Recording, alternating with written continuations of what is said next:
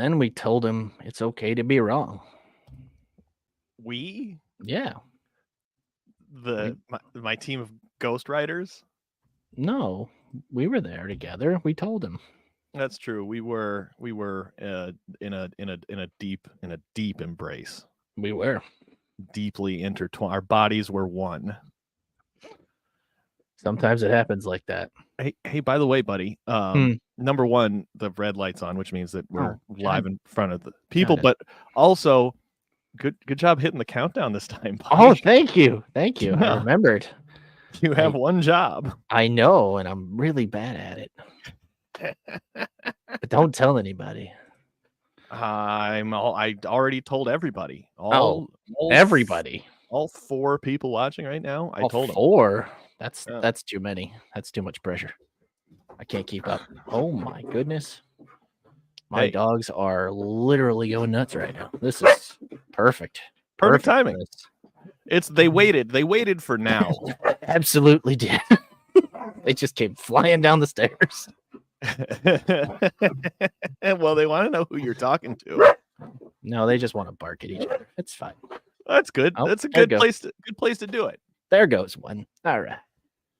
Oh my goodness. Oh, Stoop, what are we doing here? How you doing, buddy? God, I'm so good. There's not anything bad that happens in the world. Everything's good. I am practicing that radical optimism that I am so known for.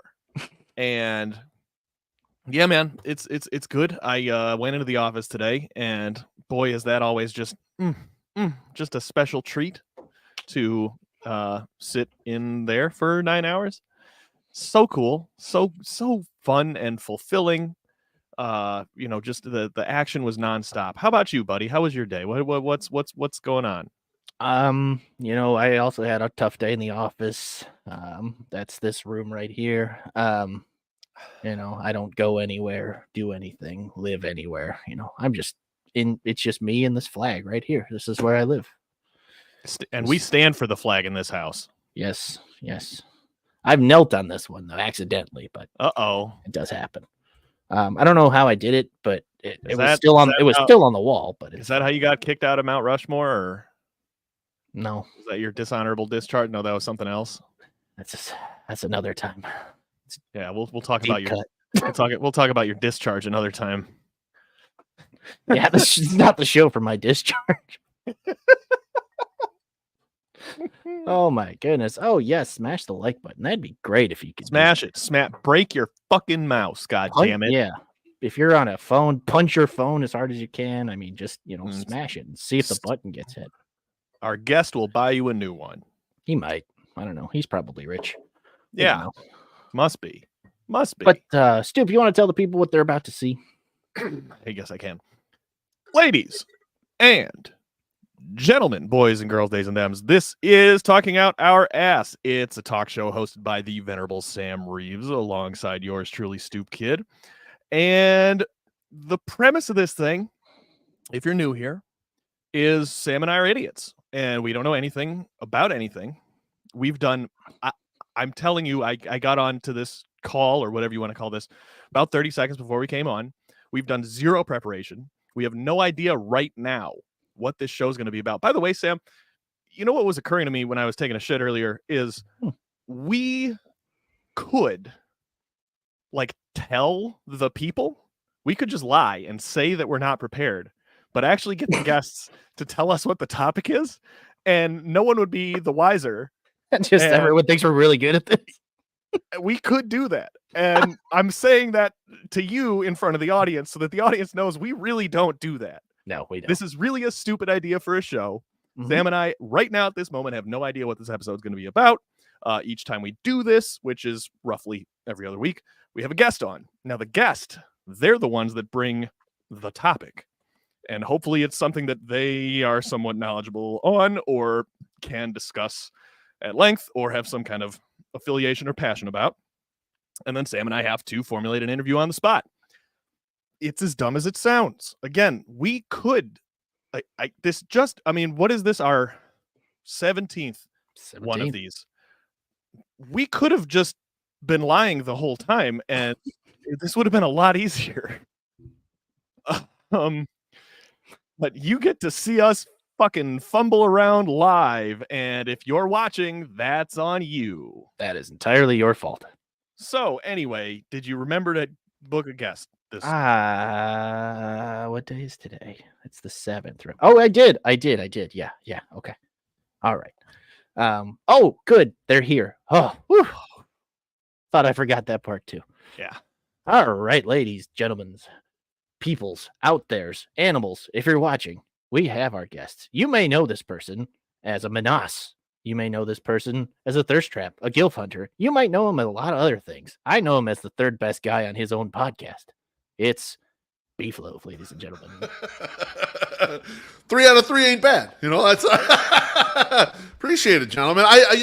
This is an ambitious endeavor that you guys take on, and I've watched chunks of a bunch of these. I did watch the Trees E one all the way through, because he's so full of shit. He makes it go just because from his. But like the fact that you let him, you should have derailed the conversation. He could go on about aliens for fucking 8 hours. You don't want to go in that direction. But I wouldn't have told you. I don't speak for me. I do want to talk to him for 8 hours about aliens. Yeah. I did not tell you what the topic was. And even if I told you guys, you would be sunk and have no idea what to even ask. So you're better not knowing what about this topic, truthfully, which I'm not going to reveal just yet. I noticed from watching the fronts of a lot of these shows, the guests give you guys too much. They don't make you work hard enough. They don't make you get in there and ask questions. They start talking for 20 fucking minutes about their topic. You're giving our bullshit. Secrets. Yeah, no, I am not doing that.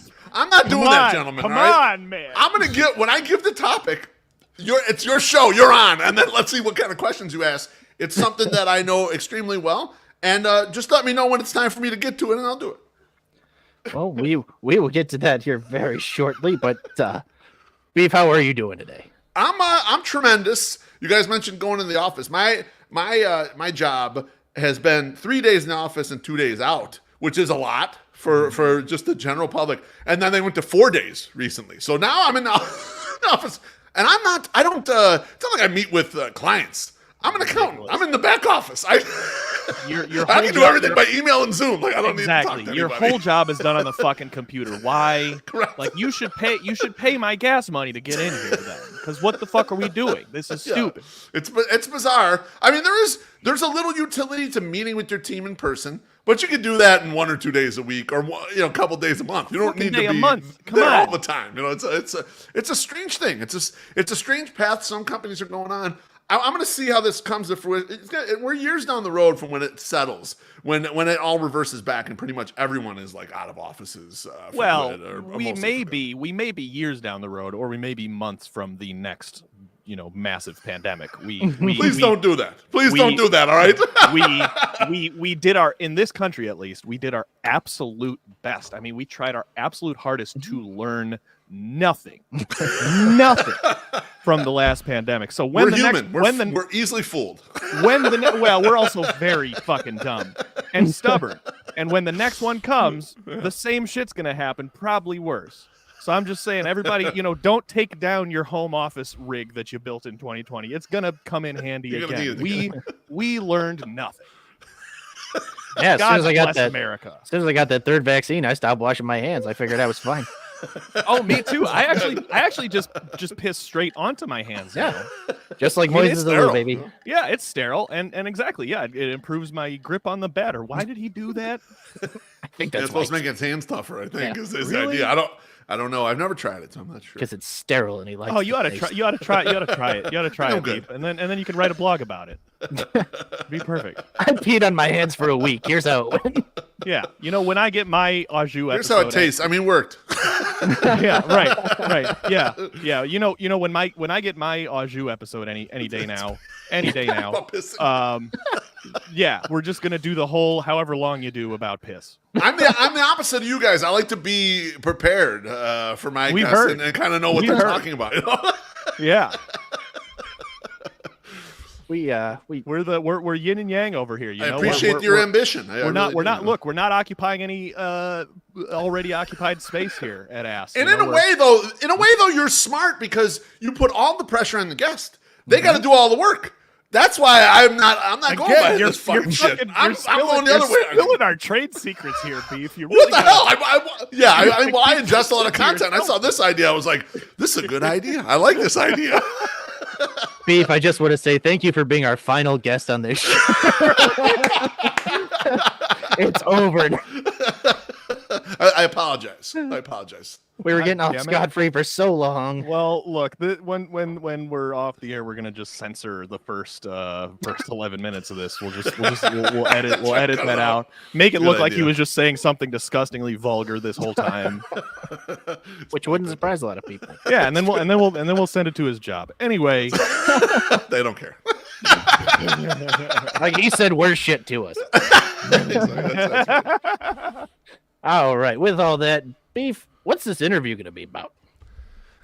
This interview, the title of this, is going to be how I, the Beefloaf, made $1 million before taxes, commissions, and with a little help from Chirizi, betting on sports. How you made $1 million betting on sports. But before taxes and Before commissions, taxes. So you got like $7. yes. I don't have I did not have $1 million left at the end. That's correct. That's right.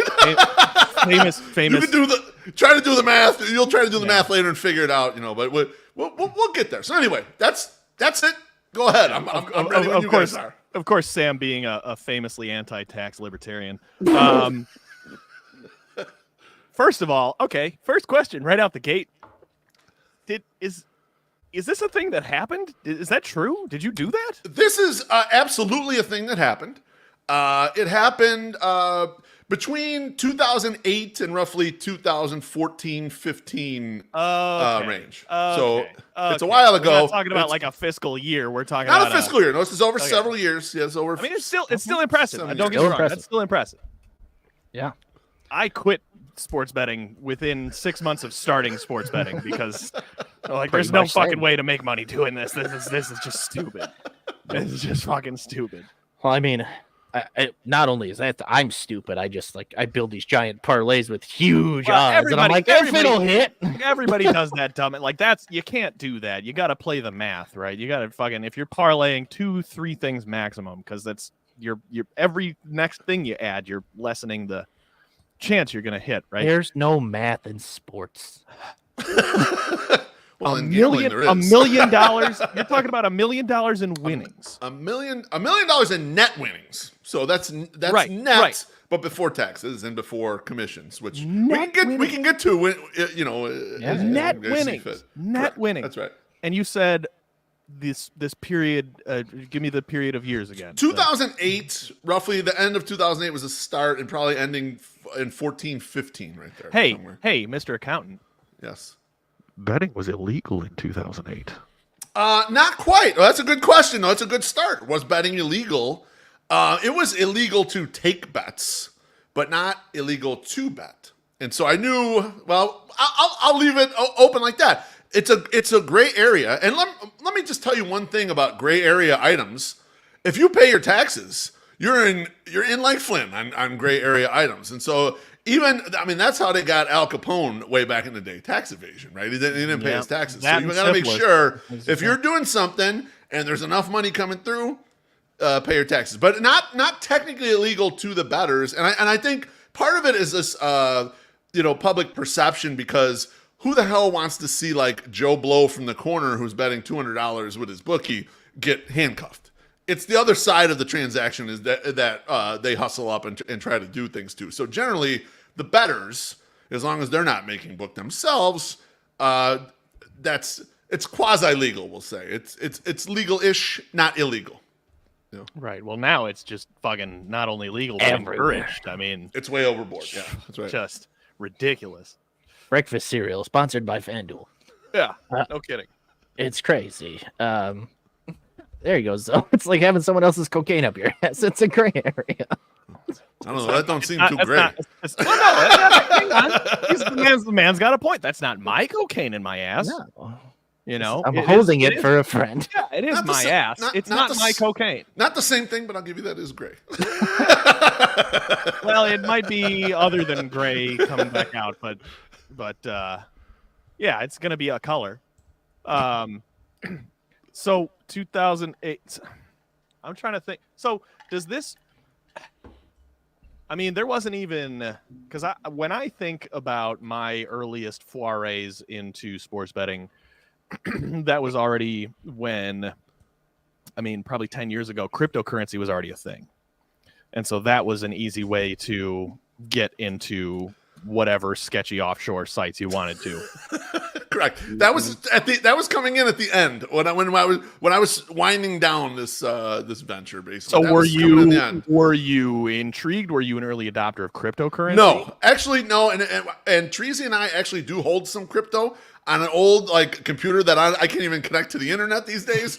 But the FBI's got that shit, man. I'm sorry to break it to you. You don't have that money anymore. Because it was we were coming to the end of that and trying to get money out, and the easiest way to get money out in that instance was crypto. And we're like, all right, fine, fuck, we'll take this fucking shit that's probably gonna be worthless someday, but we'll hang on to it. We'll see what happens. But it's okay right now. It's doing okay. It is a good thing you hung on to it, buddy. Because if you ever figure out how to access it, be in good shape. That's a nice chunk of change there. Whatever you paid in taxes on this $1 million, you're getting back, and then you don't, and then between you and me, you don't tell the government about that we sold that.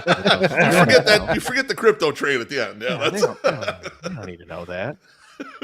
So Beef, how did this all begin? What was the first thing you bet on? Okay, so this is a good question, Sam, and how did it begin is also a good question. Let's go all the way back. I get married in 2002. Fuck. And my wife and I, early in 2004, we buy a condo, Archer and Canal, and this is right when the poker boom is starting to happen. So Chris Moneymakers just won the World Series of Poker. Sure. I've always been kind of interested in poker, going all the way back to like when Rounders and shit came out. I always liked poker, and we played poker at family gatherings and shit. And so I started getting into online poker, and I was okay player, and I'm still an okay poker player. Like you put me in a poker game with a bunch of people that are just like casual players, I'll eat them alive, and I'll get a lot of money. That's me. You're taking my money. You put me in a room with guys who know what they're doing, and I will get my ass kicked. Like I'm kind of in that range, you know. Rest assured, you're taking my money. If you for sure. 2 + 4 has got to mean something, right? So a few years of that. And grind along. And I built up a little bit of a bankroll doing that, and you know, we made some money. I'd make enough money where my wife and I can go on a nice vacation. So not a lot of money, but just something that was like, okay, we can mess with this a little bit of money. And then I started looking around, kind of like maybe late 2007, early 2008, in some different betting forums, just gambling forums, at sports betting. And the problem with sports betting is, you know, the noise to signal ratio is ridiculous. Like most of the shit out there is total bullshit. It's hard to really sift through and figure out kind of what's what. I found a guy on one website that was like actually doing video tutorials on how to handicap props. Really simplistically. Just like giving a couple variables or whatever and handicapping. And so I'm looking at this, I'm like, well, I know my way around a spreadsheet. Maybe I can do a little something here and whatever. And so I told Mrs. Beef, I'm like, look, I want to try this. You know, I'm going to take $5,000 out of our savings, and I'm going to see what I can do with it. Are you okay with this? And she's like, and my wife is as insane as I am. She will support me. Like we support each other in our entrepreneurial ventures all the time. Whatever we want to try, go for it. Maybe something will happen. So I get going. I start handicapping props, and this is just NFL props. And at the time, I only had a couple sites that I put money up on. And back then, it was hard to get money onto sites. Like initially I bought like these prepaid like credit card things and like would put like 200. Yeah, I am welcome. You're right. I put these prepaid credit card things that load up like $200 or whatever, and then I put them online. It wasn't always easy to get a credit card to go through, and it was it was post the era, and you guys are way too young for this. There used to be an online wallet called NetTeller where you could literally load it from your fucking bank account and then post money up. And it was real easy. It made the velocity of moving money around easy. I came in after that shit. So it was like, do these, you know, prepaid credit cards, go to the sketchy fucking Western Union down the street and send $800 to some guy you never heard of. Like that kind of shit was how you got the sites loaded. So I took, what I did back in way back in the days, I took a bunch of projection modules, like NFL projection modules. And I forget, a couple I paid for, a couple were just widely available. And I just smashed them all together. And then I created like values, and I spread them for the 17 games basically to try to create like here's the rough number for oh my for God, for you're a player, a fucking right? nerd. You're a nerd. Jesus I'm an accountant. Christ. Holy. This is like accounting, Fuck, but applied mathematics accounting. yeah, I'm gonna take your lunch money. This is so nerdy. You ain't taking shit. All right, so I start betting. Now, at this point, I only got a couple sites. I got what you guys know as Bovada, but used to be called Bodog way back in the day. Really? Okay. And then sportsbook.com, which actually had like a million different skins to it, but it was like these were like the squarest fucking sites on the planet. And I start betting a bunch of props, but more importantly, not only am I betting props, and they have positive EV at this point because my a little bit Luddite handicapping here is good enough to beat these shitty lines. What I also do, which I don't know is very smart move, but I feel like it's a good idea. I find the sports betting forum at 2+2. Now 2+2 is a forum mostly for poker. Okay, that's where it's famous for. It has a small sports betting forum. And I thought, well, I was reading stuff there. I thought, these guys sound like they're smarter than the shit I'm reading everywhere else. I don't know if they actually are, but this is what my impression. So I start posting all my bets that I'm making. And now, mind you, I'm betting $10 to $50. I'm not betting a lot of money at all. And I'm betting these for like 6 or 7 weeks. And my ROI is like 20%.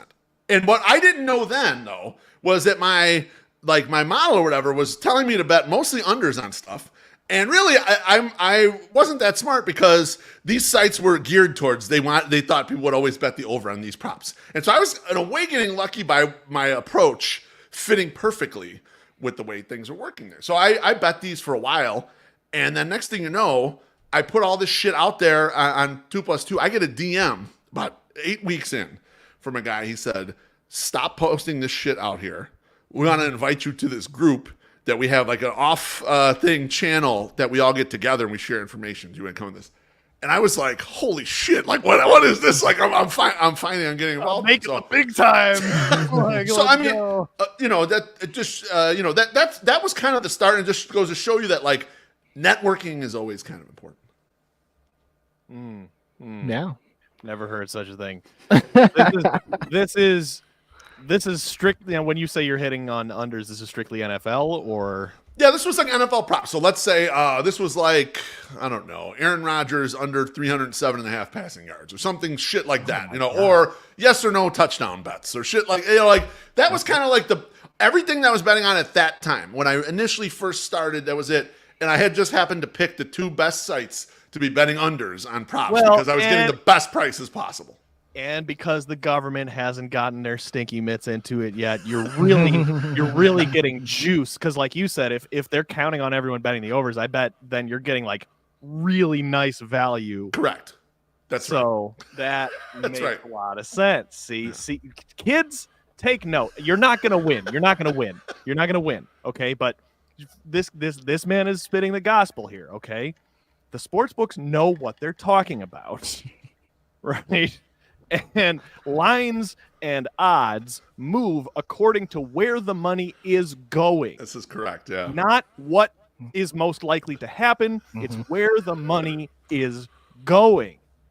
So this man made himself some money.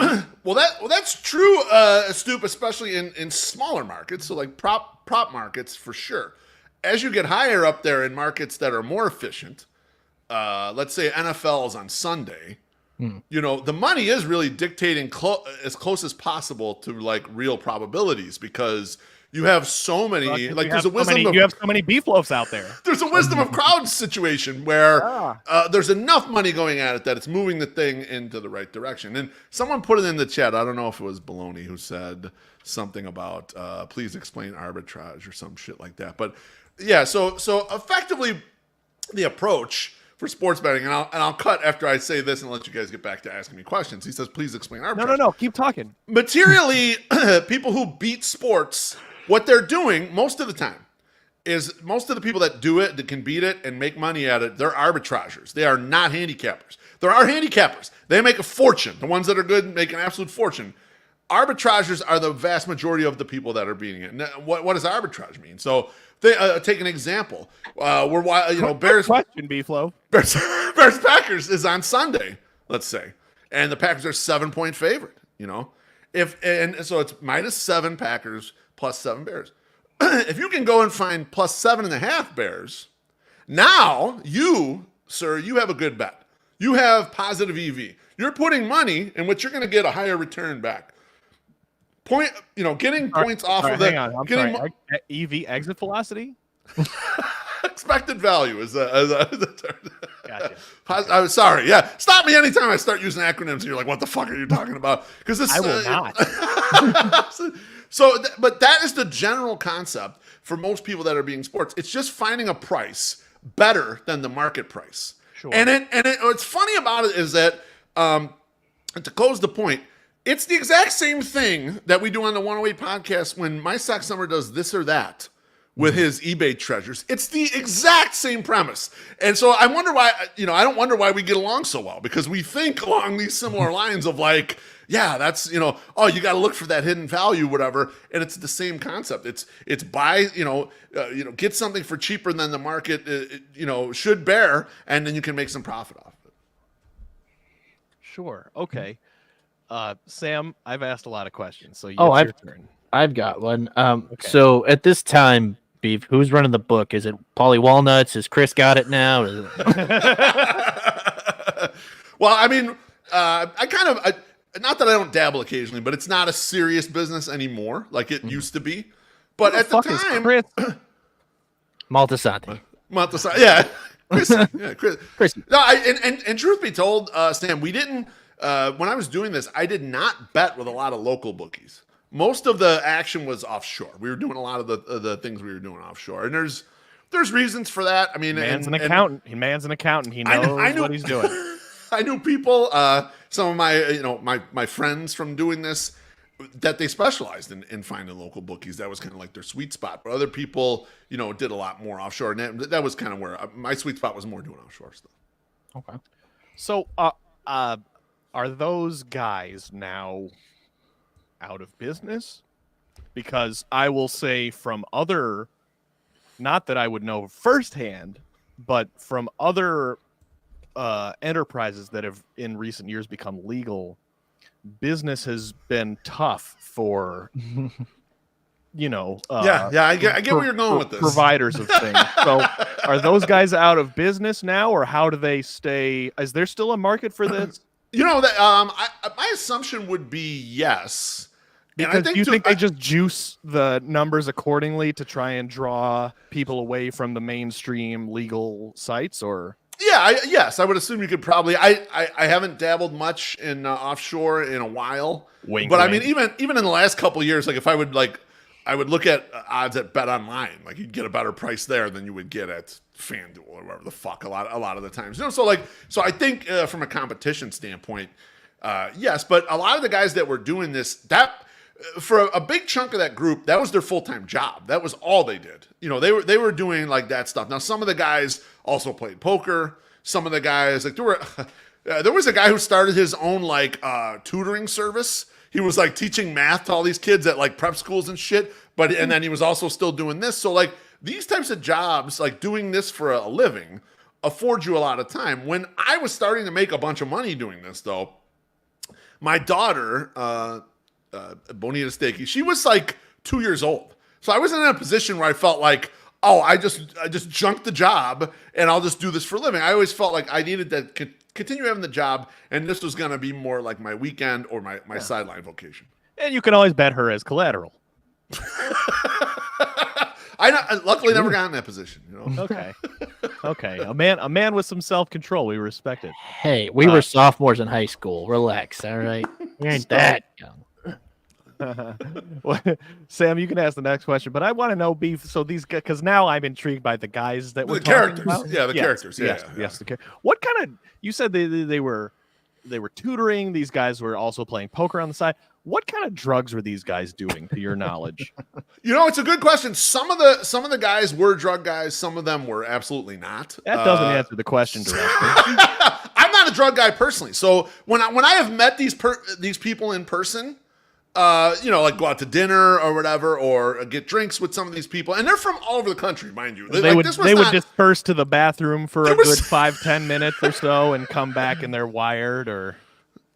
Yeah. I mean, my brother's more the drug guy than I am. I don't know about this shit. I'm naive. I was gonna say, ask your brother. I don't know. My brother is he's my drug friend. Like, I don't know nothing about drugs. He taught me everything I know about drugs. Like, I shit you not. When I was covering up for him when he was 15 and getting all fucked up, and then finally the cover gets blown, and my parents like, you know anything? I'm like, I know nothing. You know, don't watch this episode, Mom and Dad. My brother, he knows how to keep his fucking mouth shut too, and he said, no, he didn't know nothing. You know, even though I've been covering it for 3 years. You know, like, and little did they know, you really didn't know anything. Other than he was doing shit. Like, that's right. He and I had a nice visit after our aliens episode. So what?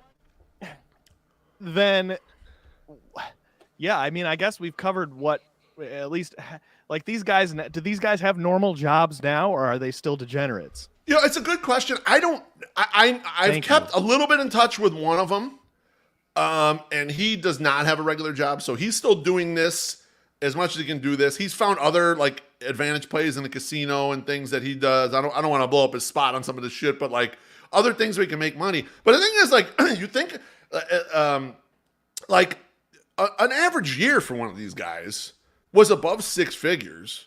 And so that's an easy living for somebody who, oh my God, yeah, they don't own a home. In 2008 or whatever. I was gonna say, oh my God. Single guy, like, that's like, you know, I mean, that's a good living for everybody, but it's a really good living for someone who has no nut, no house, no whatever the fuck, you know. Like, a couple of the guys in there were married and had families, and you know, that kind of, this was their approach. There was a guy who was doing who got into the daily fantasy sports, kind of like as that was getting up and running, and so that, you know, that was on the, you know, the little more legal side or whatever, and like he was doing that shit and doing pretty well with it. You know, some of these guys, like, they get into other businesses, like they're, you know, they take the money that they have and they'll branch out and do some other shit. There were a couple, like, New York, New Jersey guys, and they were exactly like you might imagine, Stoop. Like, they were as New York, New Jersey as possible. And I remember we went out to dinner and we met up in Vegas for a birthday party. I think it was Treasy's 30th birthday, and this guy and his wife came.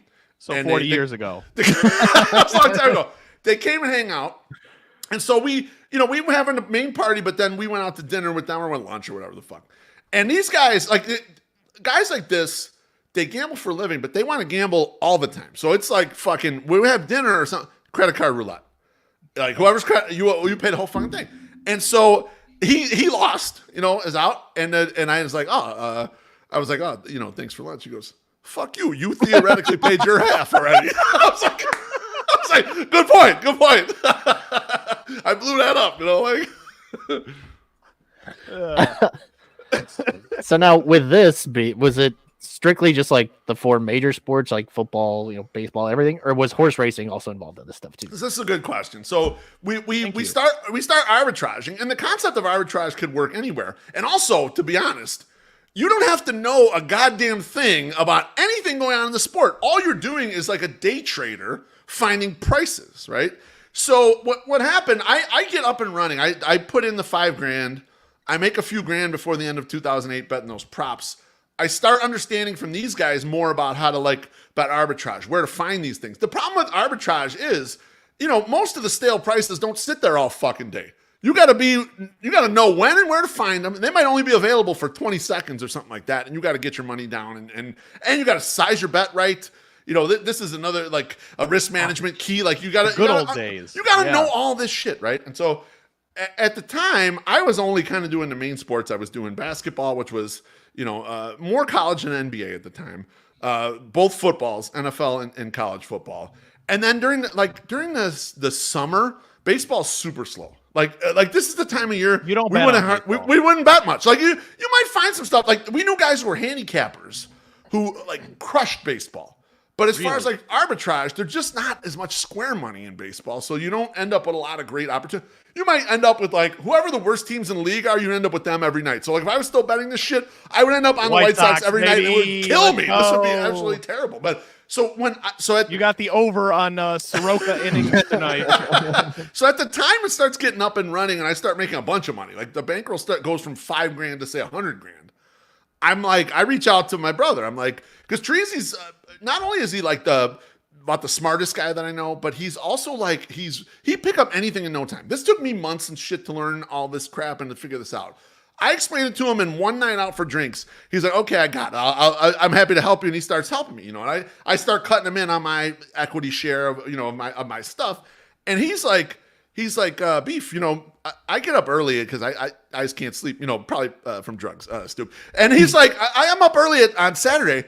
Can I just look at, all these foreign soccer leagues and everything? I'm like, yeah, why not? He would be up on a Saturday. Now, mind you, Saturday during football is brutal because college football goes morning to night. It's the longest day it was our longest work days. We would work 14-hour days. I would not bet on college football. It's anarchy. It was the best thing for us to bet on because there's so many opportunities, potential of mispricings, Okay.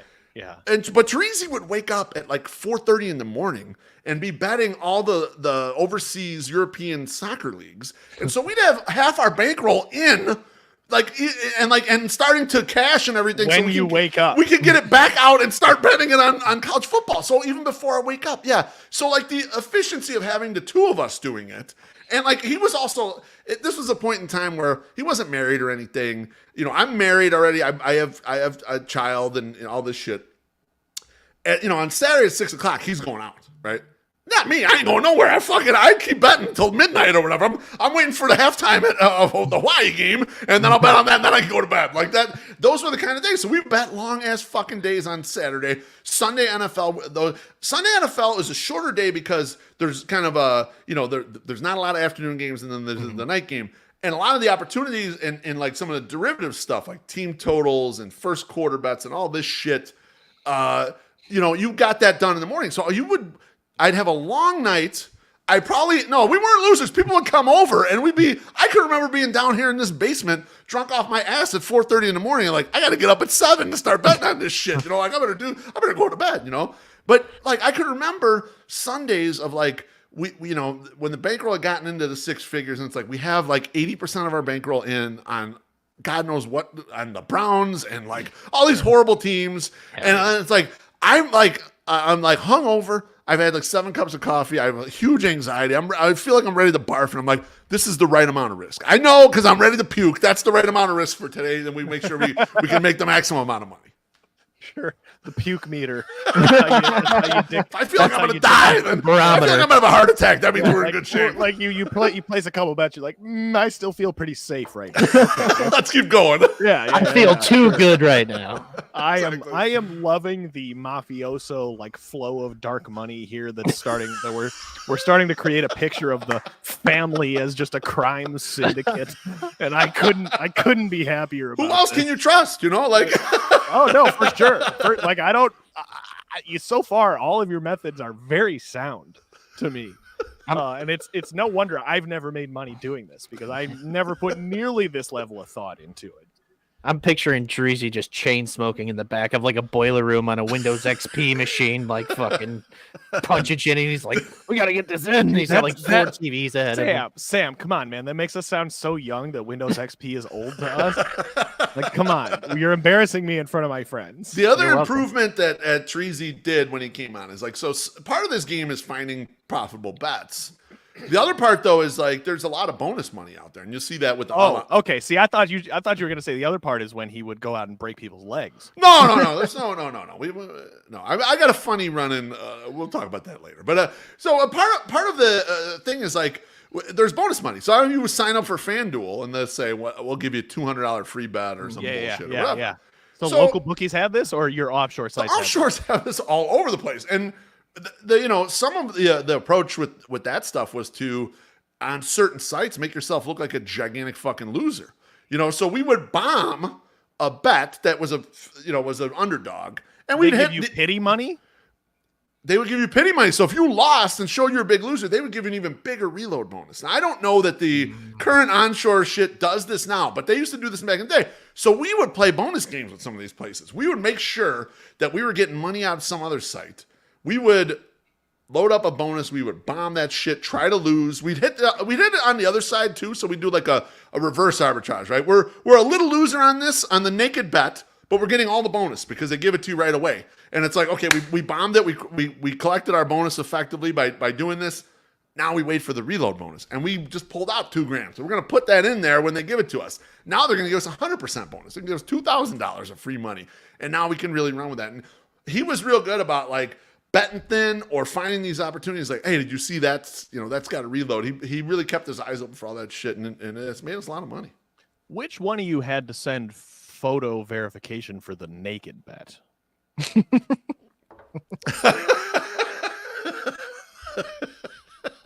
Not naked like that. Just naked, meaning we have no edge. You also mentioned pulling out, and you know what's that like? It's important. What's the most obscure thing you use this system on? That's a and good also, question. I want to add a 1B to Sam's 1A there, which is, would you call what you're doing at this time a system? Because that's kind of a buzzword for gamblers. No, it wasn't a system. I call it a business the entire time, and really, it's all it is every single step of it is arbitrage. That's fucking pretentious. It's all. This story is all about me, Stoop. How can it not be pretentious? We don't talk about this thing of ours. Sam, we would bet on fucking Joey Chestnut eating 72 hot dogs. Like that. There we go. We bet on everything.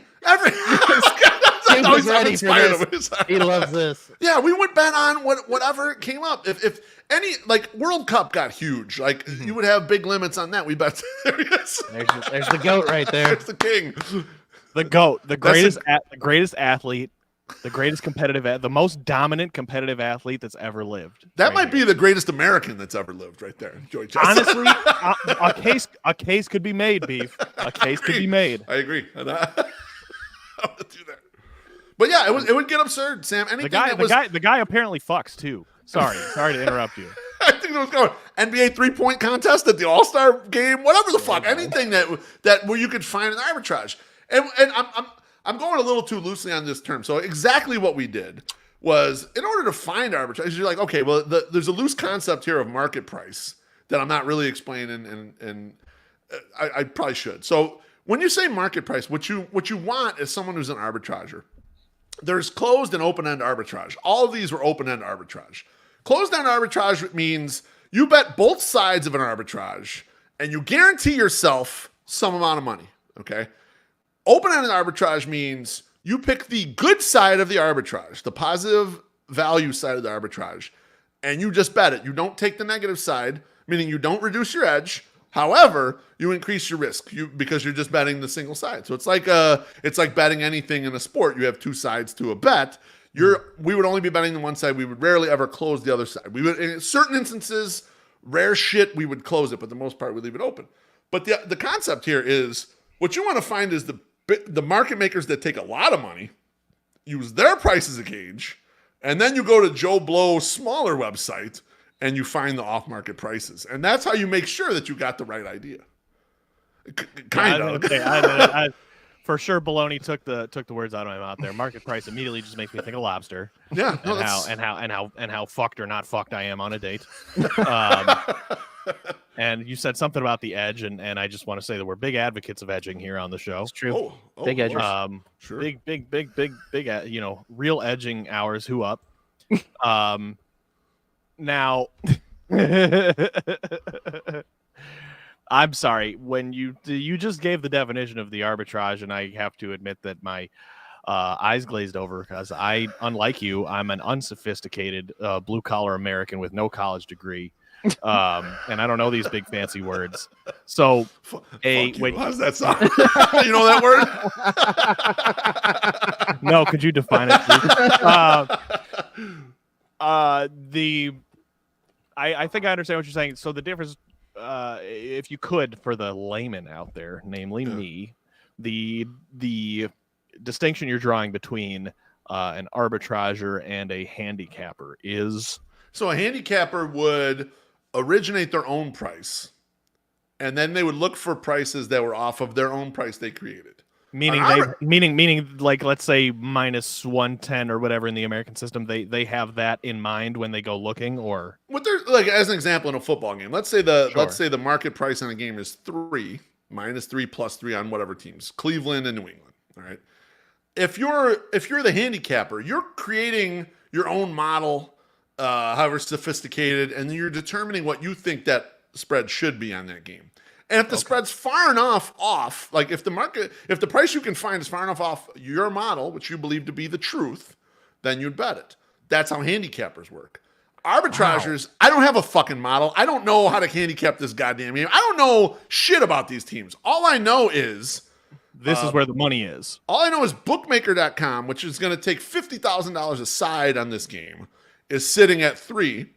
And then this Joe Blow website that I found that'll take $2,000, they're offering me -2.5. So I'm going to bet -2.5 because I know it's far enough off the market price to give me an edge. That's what arbitragers do all day.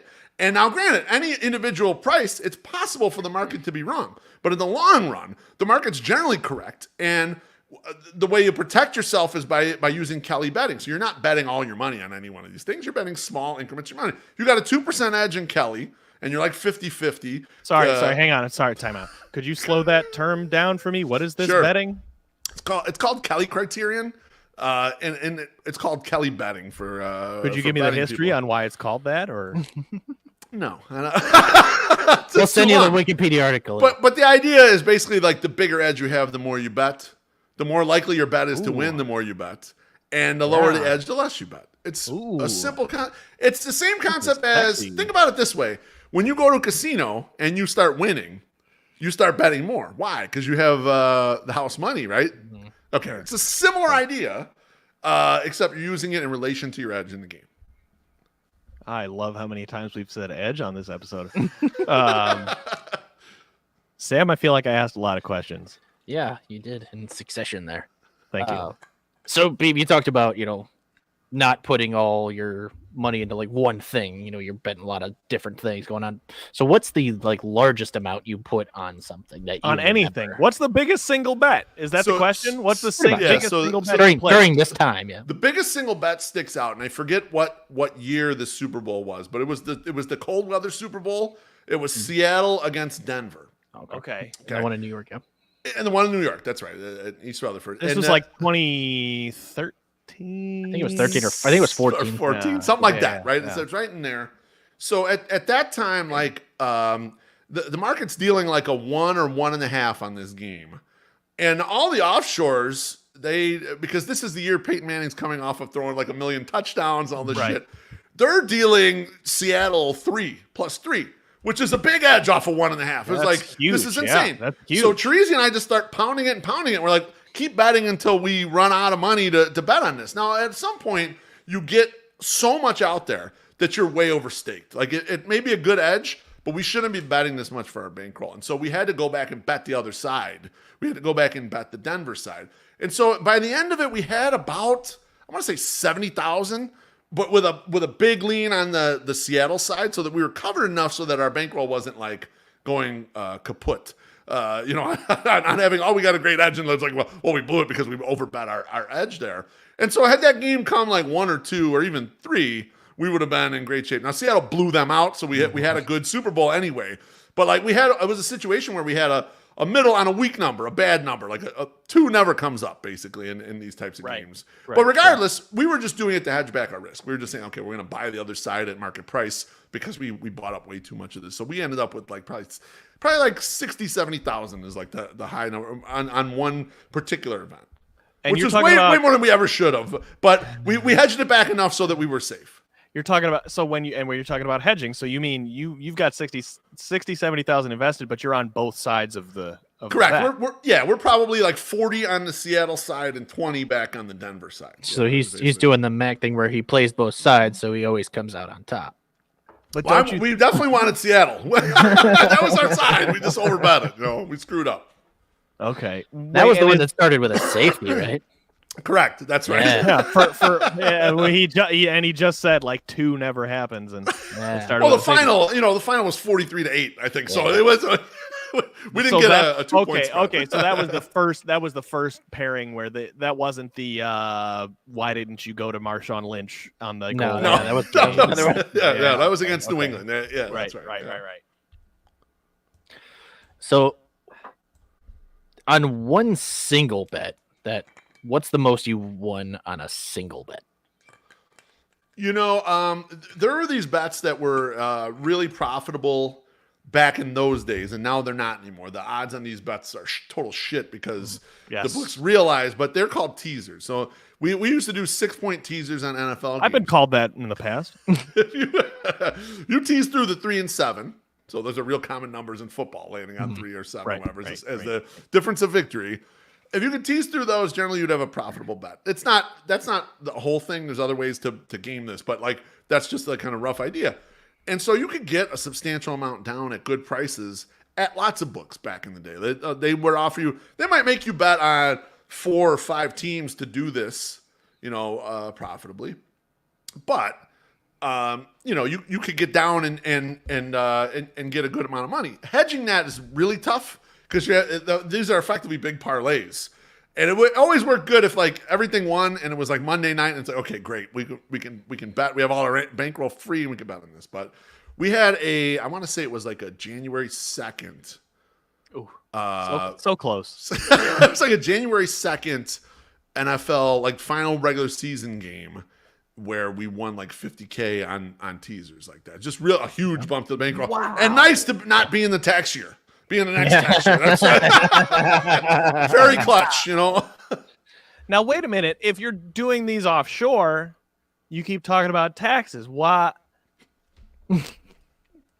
So good question. Good question. Yeah, I didn't finish the question, but thanks.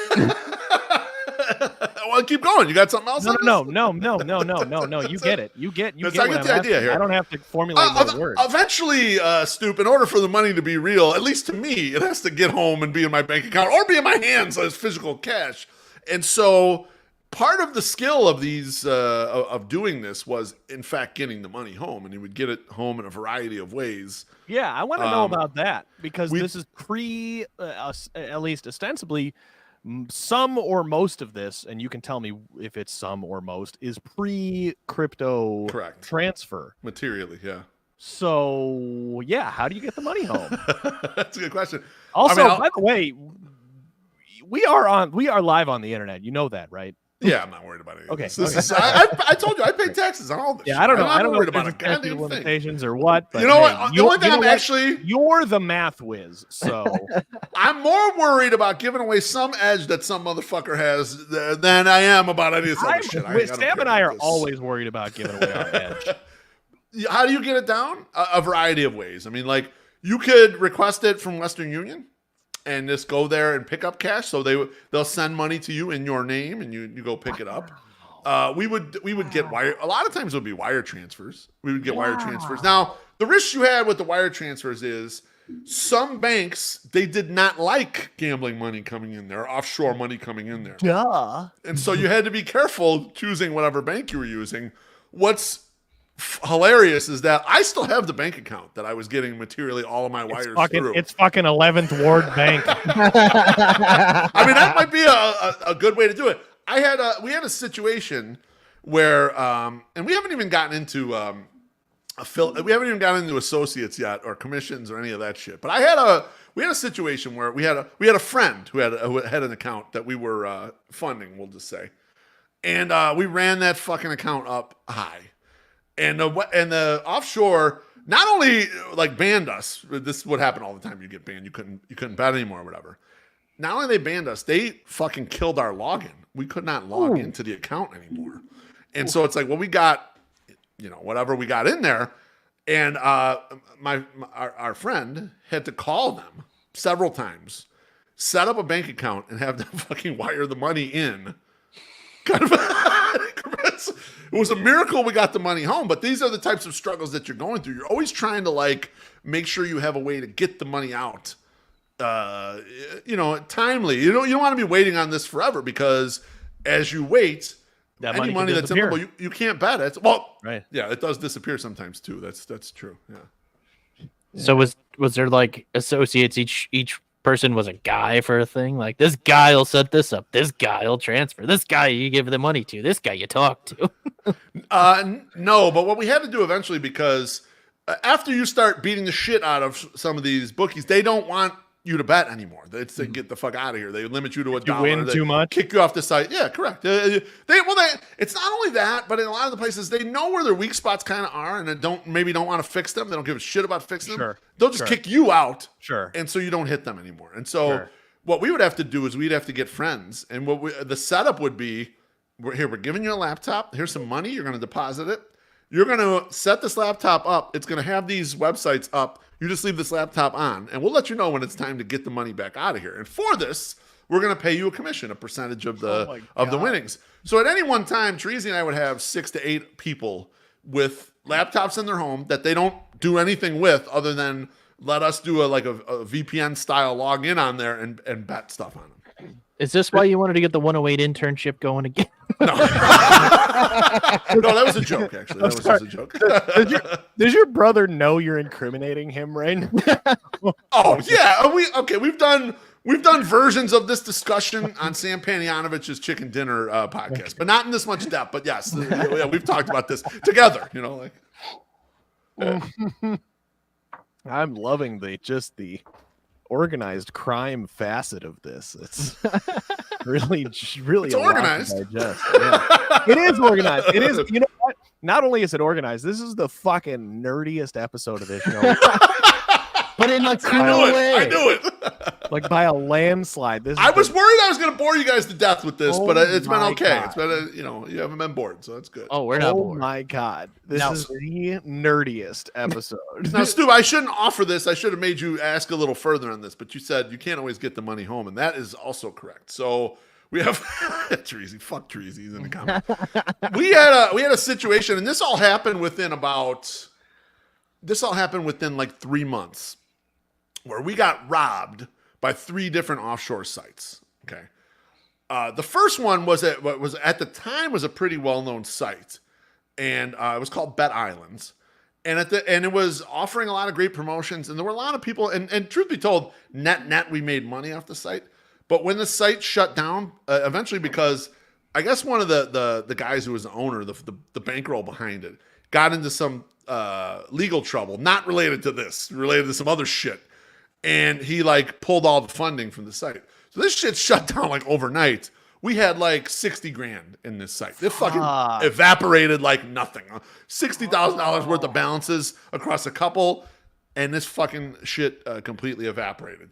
We had that one happen, and then a month later, there was a site called Bet Revolution. And I kind of got a little internet famous for this because when they kicked me out and stole my money, they went on one of the other forums that I don't really participate on, and they fucking name dropped me and everything to try to say that I was cheating, that I was using whatever the fuck, which I wasn't doing any of this shit. They just had the shittiest, weakest lines ever, and I was just crushing them. Sure. And someone informed me of it, and eventually, I complained, and they took my real name down. They had my fucking real name out there on the internet about this shit at first. They eventually took it down. This site, though, ended up going kaput maybe 6 months later. So they were kind of saw the writing on the wall. But I ended up being featured on a prominent gambling podcast. I wasn't on there. They read my story about it called Gambling with an Edge, where they were talking about this stuff, about robberies and sports betting, whatever. So we had that one, and then the final one, at the end of the 3 months. So that was another $20K, and then this last one was another $20K. So it was $100K in about 3 months. We got fucking completely stolen from us. This site was got a little sketchier site, and I knew it was sketchier, and I had just requested a Western Union from this place, and they went completely dark, nothing there. So I'm like, I wonder if they sent the Western Union, and God damn it, they sent my $800. So I lost $20,000, but I got the $800 out of there. Whoever that beautiful soul was that was processing that shit was like, well, we're fucked, but I'm going to send this dude $800. I felt so blessed by that. Damn. man. So this we could be talking about $1,060,000. We could be. This episode. We got our multiples of it because some of these sites were really profitable had they stayed up and running. So yeah, so that's the other thing too. Like gamblers don't consider counterparty risk. I mean, we do in real life, right? You realize, this person might not be able to pay me back from this loan, or whatever the fuck. We kind of understand that as real humans. But gamblers, sometimes they forget that aspect of it. It's like, yeah, we might get robbed sometimes. And we kind of had that built into like, sure, yeah, we're taking risk here. Sure. Sometimes this shit ain't going to work out. We weren't expecting it all to not work out in a 3-month period for $100,000. That was not an expectation. Holy shit, man. Yeah, I mean, my small anecdote that I don't know if I've said on this YouTube channel or not, that I was an early adopter of Bitcoin about 10 years ago, and back then it wasn't so easily accessible. You had to go through some sketchy Russian bullshit to, obtain some.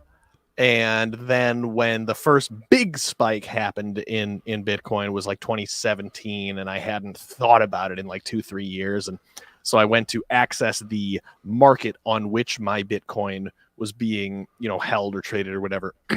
And maybe like 3 months prior, it had been fully seized by the FBI. So that was Counterparty risk. That was like, right. That was like 8-10 grand in profit that I just never saw.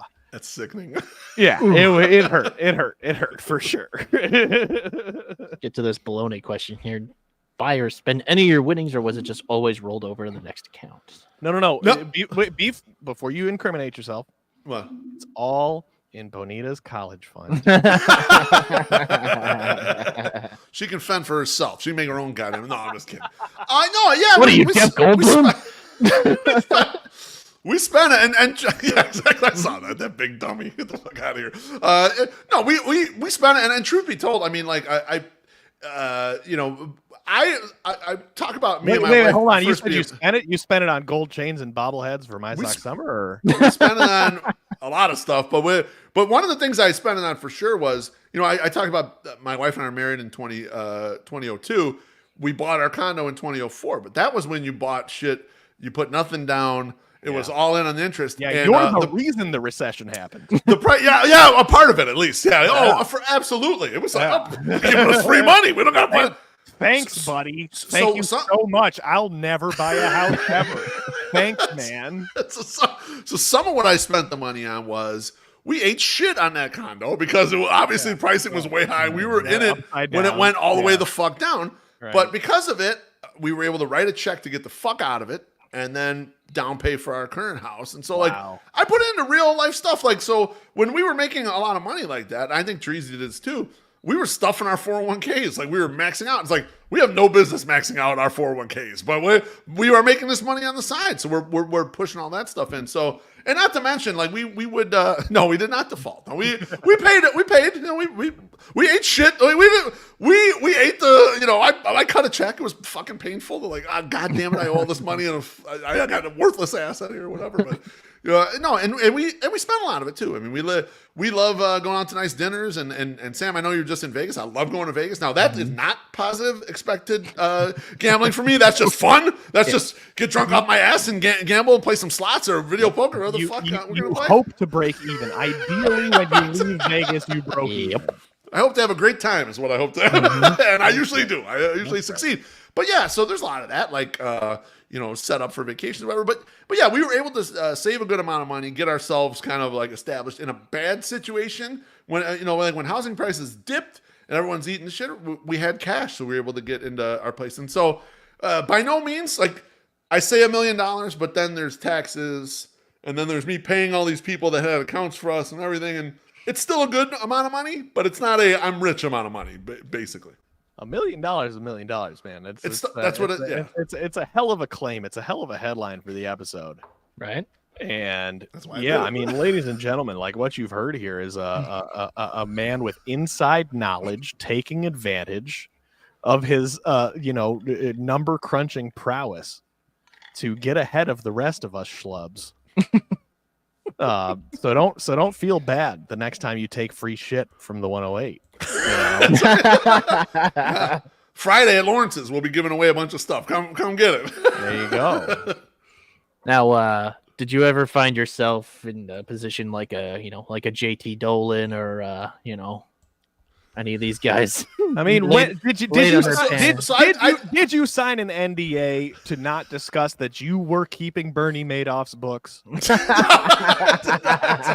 No, but I do have kind of a funny bookie story. So we have a friend, and anyone who's a loyal listener to the 108 podcast, this is the friend I brought up who wanted me to tell him when I had inside information about a company I was working for, so he could buy shares in his fucking own account, and we would split the money. Like, he's a maniac, right? So he's running his own business, and he's like, I don't really have a lot of time. He had originally was one of the people who had the bank account. He's like, boys, I just don't have the time. And he's a really good friend, a dear friend. He goes, how else can I help you? And I said, well, a way you can help us is you know a lot of people, man. Can you get us some local bookies or whatever? No problem. So he gets on it immediately. So he gets the first guy for us, and it's like a call-in thing, and I can only bet $300. I'm like, oh, fuck this. This sucks. He gets the next guy, and the next guy, he's like, this guy's kind of a tough guy or whatever, and all this shit. So I'm like, okay, fine, cool. So it's actually a website. It's like a skin of some other shit, And so most of the lines are pretty tight, but we find a few advantages, and we start betting on a little bit, and it's betting on credit basically, and I'm losing to start out. And so I meet up with this guy like off of 57, and I pay him off, and he's like, you're doing the right thing and all this stuff. Like, he's a sweetheart when we're losing, right? Turning around, we start fucking winning, right? We start hitting this guy a little bit, and he starts giving me a sob story. Oh man. He's like, bro, I'm just a small book, man. You hit me for $5,000, you hit me for $7,000, all this shit, right? So we happen to run up a little bit on him. And it's a Saturday night, and My Sock Summer, this is like My Sock Summer's getting married, but he had his bachelor party in Vegas for like his friends from home. And then he had a local bachelor party here. So we met at Cork, we were drinking, and then we got like a party bus and went to fucking Polecats, right? So we're at Polecats till goddamn, who knows what hour in the morning, 4:30, 5 o'clock in the morning, fucking hungover as fuck. And I get the call from this guy at like 8:30. And he's like, hey, let's meet up at such and such, whatever, to get this money, this McDonald's. And he sounds pissed. I'm like, this guy's pissed, right? He owes me like $5,000. I don't even get a chance to get out of the car. Motherfucker comes right to my window of my car. He fucking stuffs $5,000 in me. And he goes, you can never bet with me again, motherfucker. And he just fucking walks off. And I'm so hot, Sam. I'm hungover. I'm still shaking. I'm hungover from I'm like, I probably shouldn't even be driving my car on 57 to go to this. And I'm in this McDonald's drive-thru, and this guy's like threatening me, but also handing me $5,000. It was really weird, but yeah, I didn't have a lot of bookie run-ins, but that was the one I had. The quote here is, Beef, and I don't know if you heard what you just said. that the man stuffs $5,000 in me. In me, right in me. right in me. Now, when you say in me, what orifice are we dealing with? Luckily, my hands, but it could have been a lot worse. All right. That's boring. And it was weirdly all in pennies. It's like Kramer paying for calzones. That shit would weigh like 1,000 pounds. Fuck. He's like, come on, here's your money. Yeah, here's your money. Broke his fucking window trying to get him the fucking money. I went through every wishing fountain in the damn tri-state area. Oh my goodness. Yeah. Stoop, you got any more questions? I mean, we could go for. I could ask questions for 2 more hours, but I got a family to feed, and by I mean our guest. When I say a family to feed, I mean I got ducks to feed. Hello. Yeah. Hey. Wow, that's impressive. Yeah. Sam, what about you? You're such a quack. I mean, Beef, we know you've been Jets money line guy for a while. It's my favorite. It's my favorite content gimmick. It's crazy hill to die on. It's my favorite content gimmick. I was telling the guys, like, I got to figure out a gambling gimmick or whatever, and I tried a few things, none of them fucking worked. And I'm like, fuck this. I'm just money lining the worst team out there to see what happens. And not only like do I mostly lose, but they lost in a couple soul crushing ways where people just fucking piled on me, and I'm like, motherfucker, man, that was close. We almost won that one, and these guys are just killing me out on Twitter. So it's been, from an engagement standpoint, it's been great. That's good. Do you all about the engagement, baby? You heard it here first. You heard it here first, folks. Beefloaf has no soul. It's just about the engagement. It's all about the clout. And if you didn't know that before, that's on you. That's true. That's right. Now, do you have a prospect for this year of whose money line you're going to bet in the NFL yet? You know, not yet. I mean, the Jets will be too good, so it won't work, and it can't be them. Well, until Rodgers gets hurt. I was going to say, if he gets hurt in the first 8 seconds again. That's true, but I mean, they have Tyrod Taylor too. They won't be that bad. Like, when it was the the GILF hunter guy, you knew they're going to be bad. Like, but Tyrod Taylor's okay. Like, they won't be terrible. Like, he's going to be fine. Like, that's true. That's not as fun. Like, they won't try to collapse his lung or anything.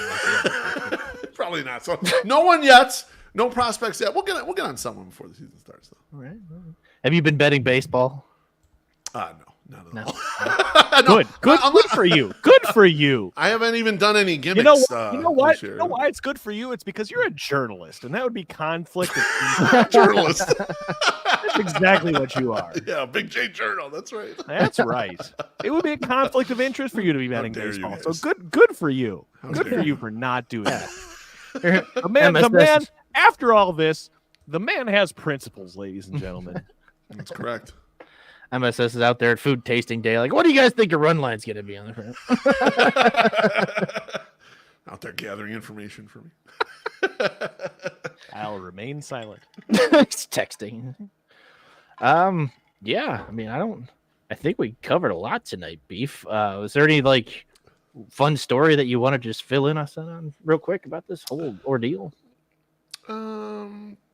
When that comes up, I kind of covered a lot of them. I guess one of the interesting things was just sort of making these offshore friends that I didn't know that well, and some of them, their personalities, you're like, this person is a psychopath, or this person's a sociopath. Like, there were a few people in the group where you're like, I really liked them, and I was like, oh, okay, and we met up in person and stuff, and there were a couple other people that were like, if I meet up with this person in person, I will have to call the police because this person's so fucked up. I just don't want to be in the same room with them. They were saying the same about you. It was funny. It was one of the guys who did this, and he was the biggest fucking troublemaker. And he actually, I forgot to mention this too. Back in those old days of 2+2, some of these guys crossed paths with Kyle Bodie from Driveline. So Kyle Bodie did this shit too. Okay, not as part of this group, but a couple of the guys knew each other and cross paths with them. So as I've DM'd Kyle Bodie about gambling shit on 2+2, never about baseball. I didn't even know he knew anything about baseball back then. And now he's a fucking big Driveline guy. But these guys, he hated all these fucking guys that I was friends with or whatever. And some of it, they were doing something together that went bad. I forget exactly what it was, but it was it created a lot of bad blood. But anyway, the one guy who was a total sociopath, this motherfucker tried to friend me on LinkedIn. And I'm like, absolutely fucking not. I got a real career here. I ain't fucking around with you on LinkedIn.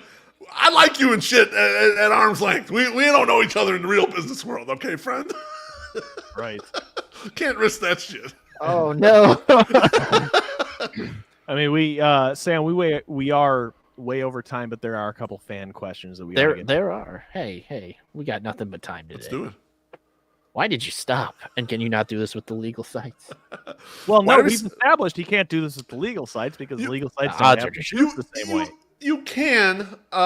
You'd have to develop different skills. It's also not as easy to get as many people to hey, set up laptop, do the account. Some of these places detect the VPN type shit, log me in or whatever. They block you from all that, so it's a little tougher to do from that perspective.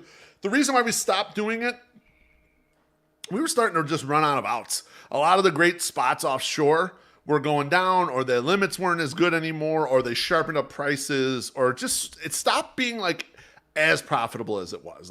Probably we have kept going and made, mid 5 figures. Yeah, but for the amount of work it just wasn't going to be worthwhile. It was like, fuck, it's a lot of time on weekends and shit and all this stuff. So we got to the point where we're like, okay, let's just start slowly closing this down, collecting up our money and getting out of these things. And there's also a level of intellectual enjoyment from learning the process. And once you've learned it, it just becomes work. So it's fun on the way up.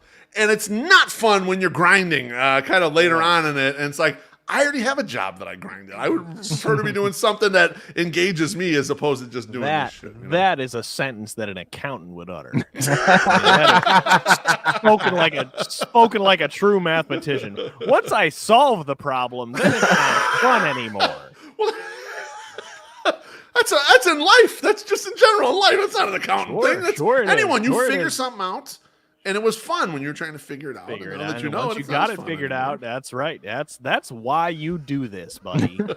And that's how you made this money. Sam and I couldn't have done that, because we find the solution, the answer to a question, and then we go, okay, now it's fun. But you, the thrill is in the chase. It's in the chase. That's how you got there. Yeah, I mean, if I would have figured this out, I would have probably not be living in a house. I'd be on the side of the street somewhere asking somebody for $5 just so I can hit this final bet. Come on, one more. I'd be smoking crack. That's exactly right. I mean, that was just implied, but yeah. Yeah. Well, Beefloaf, thank you very much for this. Thank you guys. Enlightening. Hey, by the way, Beef, I want to put out a PSA to you and all future guests.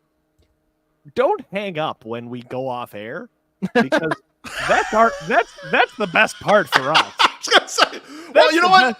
That's the best part for us is when we stop talking to the audience and we get to just talk to you. I know the audience can hear me right now. You can eat a dick, audience. Some people's approaches, they're out of here. But when you do your outro, they're fucking gone. And some people stick around and talk a little bit. I really wanted to talk for another hour to Josh Nelson. He left before we even ended the show. Oh yeah, he's gone. He's gone. I mean, he's my name. We hang out on the regular, and it's like if I have him on, he's motherfucker's gone before I've even put him off the screen. It's like, fuck, man, you really don't give a shit. PSA for all future guests watching this show: don't hang up when we end the live, because that's when the conversation gets good. Sorry, audience. Yeah, we saved the good questions for after. Sam, this is the best way to market our show, right? Yes. Okay, we don't give you our best live. That's right. And we never will. Find not us. Find me. Find me at the tailgate on Saturday. Ask me whatever you want. I'm an open book. I have no filter. I'll probably give you a problematic answer. Sounds about right. You'll remember forever. Beef, what do you want to plug while you're here? Oh, shit. I have a ton of things to plug. So fromthe108.com is where you can find kind of everything for us. Merch store, blog. You can find all of our podcasts there kind of in blog forms. We're on YouTube at From the 108. We do live streams generally on Thursday nights. That's the 108 podcast. I do a separate podcast called The Au Jus at 6 p.m. on most Mondays. We also, during baseball season, especially home weekends, we do something called the Sunday Soak. It's a live stream from my hot tub where we go over a variety of topics. I think that's it. You can find us on Twitter at From the 108. You can find me at Mr. Delicious 13, which is a great handle. I'm so glad I still have it. I think that's everything I've covered. We'll be at Lawrence's on Friday. We're doing it in person. It'll be 5 o'clock. It's like a happy hour. Come through. They're going to have some specials. We're going to be giving away some shit. We got some stuff allegedly from the White Sox that is not available yet that we'll be giving away. And we'll be just giving away like a lot of giveaway stuff and hanging out, having a couple margaritas. They have these. They sent us food because they're one of our sponsors for our annual meeting. And they have these like 24-ounce like canned margaritas, and I got drunk off my ass on like 3 of these. So I'm going to plan to have those there. So come through. If you happen to be going to the game, stop 2120 South Canal is where Lawrence is at, and pop in there and come see us. Excellent. And from the 108, that's a new thing. You guys been doing that for like a week or two. It's a bit of a fan site. Some of you may have heard of it. I don't know. New kids on the block from the 108. The next episode of Au Jus is when? It'll be next Monday. I'm actually going to go solo. Your guest is Stoop Kid. and we're gonna be. I just had Nick Schaefer on, and it was a great. He's well thought out about the White Sox. It was a really good episode. Oh, I can't even. I have thoughts about the White Sox, Beef. I'm sure we all do. Well, thank you so much, B, for joining us. Thanks, boys. Appreciate it. From the ass side of things, we'll see you guys on Thursday for Asscast at 7 p.m. They're your lead into the From the Wait on Wait show every week, pretty much every week. And we'll see you again next week for Asscast. This show will be back in 2 weeks with a guest to be announced. So we'll see you all then. And Bum's Tailgate on Saturday. Enjoy, everybody. I will not be there, but have a lot of fun. What the fuck? Yeah. Have a good night, everybody. Thank you for commenting along. Please like and subscribe if you haven't already. And see you Thursday. Goodbye.